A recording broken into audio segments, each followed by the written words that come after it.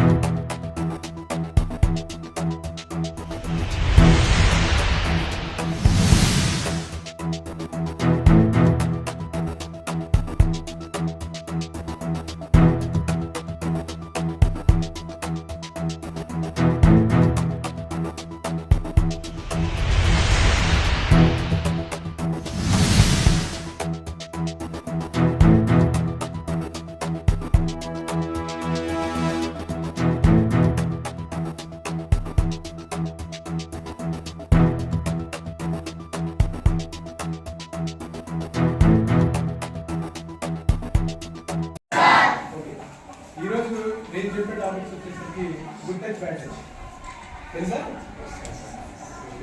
తర్వాత డ్రగ్స్ అవగాహన ఉన్నా ఎవరైనా విన్నారా? ట్రాఫిక్ రూల్స్, రోడ్ యాక్సిడెంట్స్ తెలుసు కదా? సైబర్ క్రైమ్ తెలుసా అందరికి?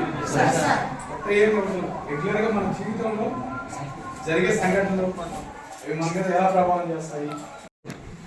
కంట్రోల్ అవ్వదు. అయితే యాక్సిడెంట్ అయితే కదా, ఇవన్నీ కూడా చేయకూడదు. ఏదైనా స్పీడ్ వెళ్ళకూడదు, ఫోన్ మాట్లాడకుండా వెళ్ళకూడదు, ఆల్కహాల్ వెళ్ళకూడదు, ఓవర్లోడ్ వెళ్ళకూడదు, ఓవర్టేకింగ్ క్రాసింగ్లో కానీ ఓవర్టేకింగ్ పర్మిషన్ దగ్గర కానీ ఓవర్టేకింగ్ చిన్నపిల్లలకి తర్వాత బ్యాడ్ టచ్ ఎలా ఉంటుంది? ఎక్కడ బ్యాడ్ టచ్ సహజంగా ఇది కూడా ఫ్యామిలీ మెంబర్స్ జరగవచ్చు, ఫ్రెండ్స్ దగ్గర జరగవచ్చు, టీచర్ దగ్గర జరగవచ్చు, అన్నోన్ పర్సన్ దగ్గర. అంతేనా? ఏం చేస్తాం అంతే కదా. ఇవి ఎలా ఉంటాయి సార్? ఎలా ఉంటాయి? మనకి ఇబ్బంది కలిగిస్తాయి. ఫస్ట్ ఆ టచ్ అనేది ఇబ్బందిగా ఉంటుంది. తర్వాత చెమట పడుతుంది, ఇరిటేషన్ వస్తుంది, కోపం వస్తుంది, మైండ్ కొంచెం డైరెక్ట్ ఉంటుంది. చెప్పారు కదా, మైండ్ బ్లాక్ అయినట్టు అర్థమైందా? చాలా అన్కంఫర్టబుల్ అవుతుంది, గజగజ ఉరికిపోతాం, అమ్మాయిలు ఇరిటేషన్ వస్తుంది, బయటికి తెచ్చుకొని భయపడిపోతాం. అయ్యేలా ఉంటాయి. ఎక్కడ టచ్ చేస్తాయి? బొగ్గలు ఇది లేదు. ఇది అమ్మమ్మ తాత నాన్న చేసేది, మా బంధువుల నుంచి మా అమ్మ అత్త చేసేది. వాళ్ళ టచ్లోనే మనకి కూర్చోండి ఉంటుంది. బొగ్గలు టచ్ చేస్తారు, తర్వాత లిప్స్, తర్వాత ఈ షోల్డర్ మీద నిమగ్నం, తర్వాత ఏదన్నా నడుము మీద టచ్ చేయడం లాంటిది. అంటే మీరు బ్యాడ్గా ఫీల్ అవ్వకండి. అవేర్నెస్ అనేది గుర్తింగ్ అమ్మా. తెలుసుకోకపోవడం తప్పు, తెలుసుకోవడం కరెక్ట్. అంతేనా? సెక్స్ ఎడ్యుకేషన్ అనేది ఉంటుంది తెలుసా? అవన్నీ తెలుసుకోవాలి. అవి తప్పు విషయాలు కాదు. రెగ్యులర్ లైఫ్లో అవన్నీ కూడా అడిగి అవగాహన. ఇంకేస్ అలాంటిది రాదు.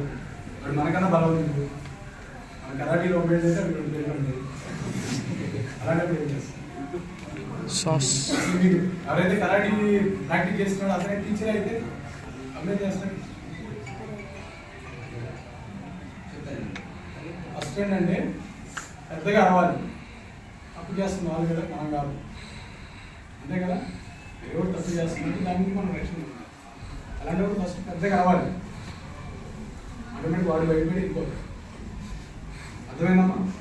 పెద్దగా అరవడం. తర్వాత అక్కడ నుంచి దూరం వెళ్ళిపోవాలి. ఆ ప్లేస్ నుంచి మనకి ఇబ్బందిగా ఉంది, లేకపోతే ఎవరు లేదు, ఒంటరిగా ఉన్నారన్నప్పుడు జనాలు ఉన్న ప్లేస్లోకి వెళ్ళిపోవాలి. మీకు ఎక్కడ సేఫ్ ఉంటుంది. తర్వాత కంప్లైంట్ చేయాలి. కంప్లైంట్ ఎవరు చేస్తారు? పోలీసుకి చేయొచ్చు. మీకు ఎవరైతే అక్కడ సేఫ్గా మిమ్మల్ని ప్రొటెక్ట్ చేస్తారు అంటే నాకు స్కూల్ అయితే మీ టీచర్ దగ్గరికి వెళ్తారు. షాప్